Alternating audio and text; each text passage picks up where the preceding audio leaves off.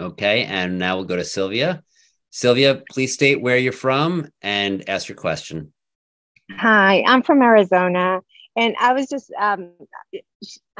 you said that in China they're making huge changes, and there's a lot of plant-based meats and things that they're coming up with. But I'm wondering, why are they building, like they built that multi floor pig farm that is just like floor upon floor upon floor of uh Yeah. it just breaks my heart to hear that, and that doesn't sound like they're advancing Yeah. in the movement. Right. I hear that. I mean, it's kind of like there's good news and bad news, Yeah. There's both. It's kind of both happening at the same time, and they're kind of vying for the future, right? And it's true that they just built a new mega pork farm industry, which is very unfortunate. So that is still going on, absolutely. But the side that I'm talking about is that where there was maybe, I think, one office of PETA, 20, 30 years ago in China, now there are activists not only from, Western animal advocacy organizations, but activists themselves in the country that are doing the work, that are really, that are out there, doing the outreach, exposing the issues, doing wonderful work in media. So the message is getting out in the culture, and people are choosing plant-based foods just as everywhere. That is raising as well. That is rising as well.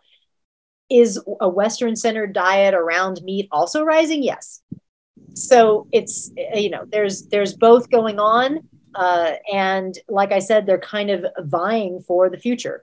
And I'm hoping very much, I have the hope that we will take that over. We will win that battle. That they will eventually see, as we all need to see, that if we want to move into a healthy future, if we want a healthy future for our children, for this planet, meat eating is unsustainable. It is detrimental to the environment, to climate disruption, and we've got to move to a plant-based diet. Thank you. So going back to communicating to people who are outside of the vegan movement, how do you respond to the argument that factory farming is necessary to meet global food demands? You mentioned in your presentation that it's more environmental as far as the amount of inputs that are required than these other ways of farming that seems nicer. So how do you respond? How do you respond to somebody who would bring that up? Yeah, well, there's a lot of industry rhetoric, but interestingly, even the industry is acknowledging that they're not sustainable, and that's why they're coming out with all these new farming methods. That's why they're transitioning to regenerative and grass-fed and all these things, is that they're acknowledging that it's not sustainable, that it's not good for the planet, in a way. That's their acknowledgement, and trying to do it better or have better methods, right? But globally, we just can't do this. Most all of the land that is usable land that is going to animal agriculture across the world. It is just unsustainable. It is causing climate disruption. So, and a lot of people will say, well, you have to have animal products for plant farming, right? That you have to have the animal inputs, the animal manure and all of that. And actually what goes into animal farming, and even organic farming, is a great deal of blood meal and bone meal and feather meal and fish meal and all this disgusting slaughterhouse byproduct. It's unnecessary. We don't need to be using that. And it's not really healthy or good to be using that as our method of farming. really the best is veganic farming. Veganic farming is a fantastic solution. It is organic vegan farming. So all the inputs are vegan, right? There's none of those animal inputs, not even animal manure. They use plant materials for, you know, building the topsoil and for the nitrogenization and all of that, right? So veganic farming is a really fantastic solution. It is scalable. You can certainly scale it up to feed the world. And it's really what we need to be looking into is veganic farming, because that's going to be the game changer. That's going to be what's really going to help us a great deal in the long run. And in order to do veganic farming, are there any chemical inputs that we need to be careful of, or can we do it without chemicals? The reason it's called veganic is the organic part. It is organic. It's the same organic standards, whatever those organic standards are, plus being vegan. That's what veganic is. So no, I mean, you know, of course, organic farming is not pure. There is certainly some chemicals and pesticides and such that are more mild that can go into organic farming. So it's not completely free of, you know, chemicals, but certainly better than and moving in the right direction. And where is the veganic farming taking place? Is it just kind of random people doing veganic farming? Are there, you know, countries that are getting into it, or I wish I knew more. I really don't know. I wish there was some in the areas that I've been living in, and I'm not familiar with any, but I do know that there is a wonderful book out by a farmer that is from my same publisher. He just released the book at the same time as mine. So if you go to Lantern Publishing, to their page, his name is Jimmy, and I don't remember his last name, unfortunately. It starts with a V, and he's a veganic farmer that wrote a book about veganic farming. And so there'd probably be answers to those questions in that book, or you can get in touch with him. I would love to have him as a podcast guest on my podcast, Hope for the Animals podcast, because I think that it's just a fascinating thing. And I'd love to know where it's happening as well, because I want to support it. I want to buy veganic food. We need to know where these farms are. And what about when people make it into an argument about rights? You know, like, doesn't everybody have a right to eat whatever they want? How do you communicate effectively to those people who, you know, kind of believe like, oh, I can do what I want? I'm sure you've encountered that. Yeah, absolutely. I call this the personal choice argument. You know, people are like, it's my personal choice to eat meat, right? This is the argument. They're saying, oh, it's my personal choice. Don't infringe on my rights, as you were saying, that I have the right to eat meat. It's my personal choice. I find this a really interesting argument that I think actually, interestingly, I think it's kind of a newer argument, because I don't remember hearing this back in the 90s. You know, I've been vegan 33 years.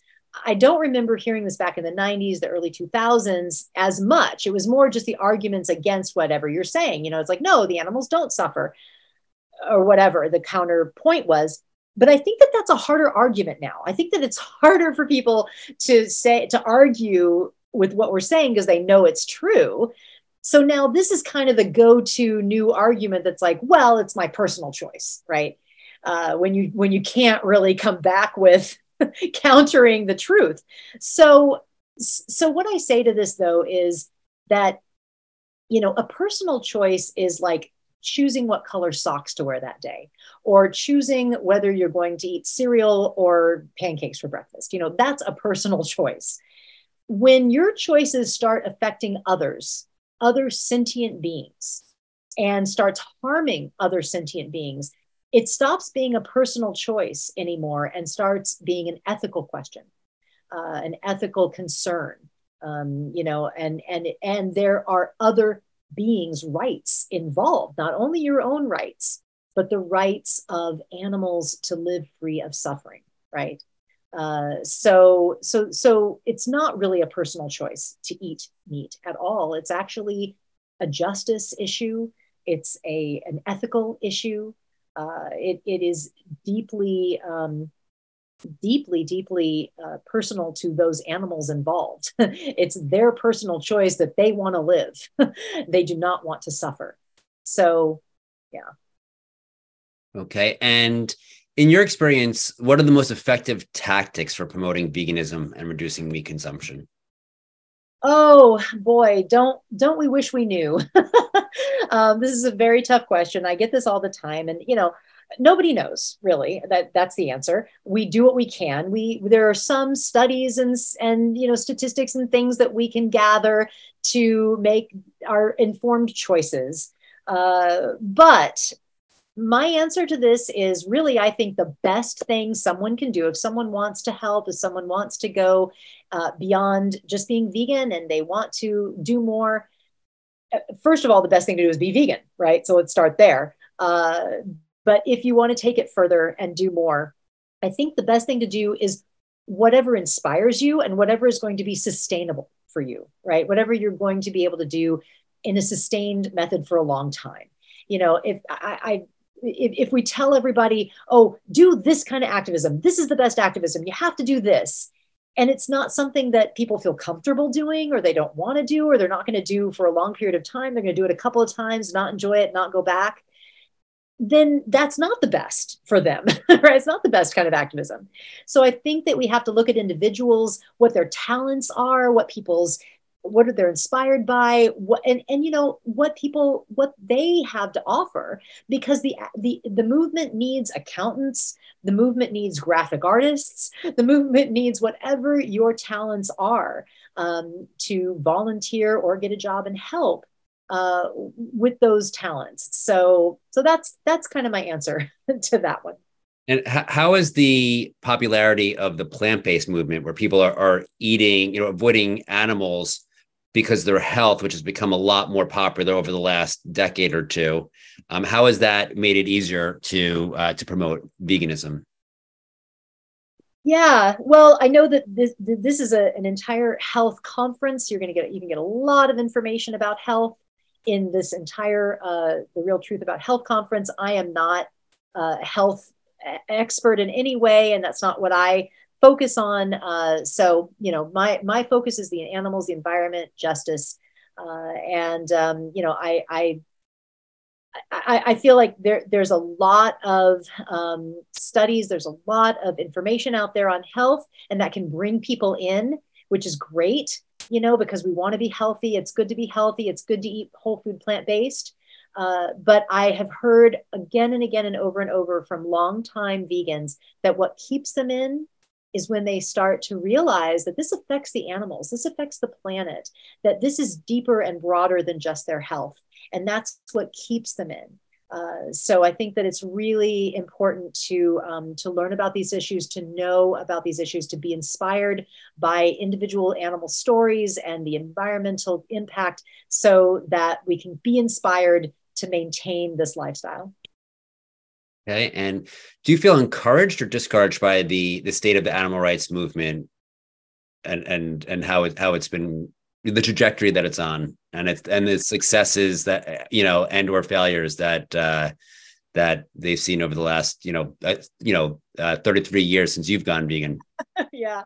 Oh, that's a complicated question. I'll say overall, certainly inspired. I mean, I'm inspired every day by activists that are working in this movement. And, I certainly have seen some incredible progress, incredible growth. I mean, back in the 90s, when we would have like a conference there wouldn't be a conference like this, first of all, back in the 90s. And if we did have some kind of an event, all 20 vegans would show up, and it would be twice a year. And it was a very small movement. We've grown so much now to see these incredible, huge conferences, huge progress in the food industry, in the government and laws. I mean, it's been amazing. It really has. The trajectory has been progressively positive. So yeah, overall, I'd say it's been wonderful. I actually interview on my podcast some inspirational people that are doing just incredible work in the movement. You get to meet these people and really hear about what they're doing on my podcast. So I encourage you to check my podcast to get more inspiration about people that are doing good work in the movement. Okay. And last question. in your opinion, what is the most important thing that individuals can do to support the animal rights movement, regardless of their level of involvement? It's a good question. It's an interesting question. I mean, of course, going vegan, that's kind of baseline. Just being vegan, eating vegan is very important. But I'd say beyond that, representing yourself as vegan, representing yourself as an animal supporter, an animal, not necessarily animal lover. I mean, we're animal lovers. Everybody's an animal lover, right? But beyond that, when you see something that is detrimental to animals, like in media, something that maybe talked about animals in a negative way or didn't give a voice to the animals, speaking out, saying something, writing to that publication or saying something in the conversation. If animals are not being represented well, or vegans are not being whatever it is, trying not to feel apologetic about being a vegan. We can be positive, we can be loving. We don't have to be, finger wagging and judgmental. But we should speak out. We should certainly speak out in a loving, compassionate way, and try to avoid being stereotypically finger wagging. It is difficult, I know, because we want to, say what we want to say, but using compassionate communication and nonviolent communication to speak out and to not let those moments, those critical moments in life where you see something that's wrong, you see an injustice, don't let those go by. Do something about it. Great. Thank you so much. Please open up or unmute the audience. And thank you so much.